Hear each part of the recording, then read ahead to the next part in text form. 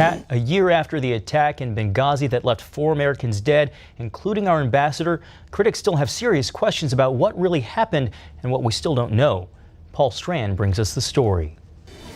Ever since the September 11, 2012 attack, the Obama administration seems to have had a hard time shaking questions about Benghazi. South Carolina Republican Congressman Trey Gowdy has been one of the most dogged questioners. We don't know why the facility was open in the first place. It didn't meet security specifications. And he says the crucial question of why forces weren't ordered to the rescue still looms large. Then there's the matter of a top Obama official going on all the major networks right after blaming an anti-Islamic video for stirring up the attack. There still has not been an explanation for why Ambassador Rice was the only person on the planet who thought a video had something to do with this siege. Christopher Farrell has been investigating Benghazi as the top researcher at the watchdog group Judicial Watch. Who is ever going to be held accountable for what happened? The folks at the State Department who were suspended from their positions have just been reinstated.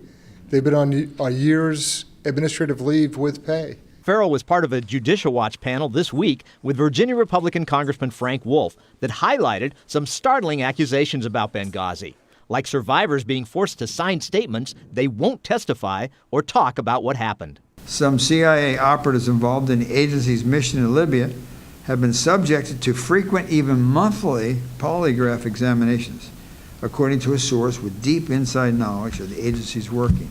Why are people signing non-disclosure agreements and being polygraphed? And there's a presumption that when you don't want someone to talk, what they have to say would not be beneficial for you. What is the administration afraid of? What will the survivors disclose to the American people if given the opportunity to speak? Farrell believes it all may be tied to a covert operation to send Libyan weapons to some rebels in Syria, even some with links to al-Qaeda, to help them in their fight. The Obama administration may have been involved in an arms smuggling operation, in essence, to al-Qaeda in Syria.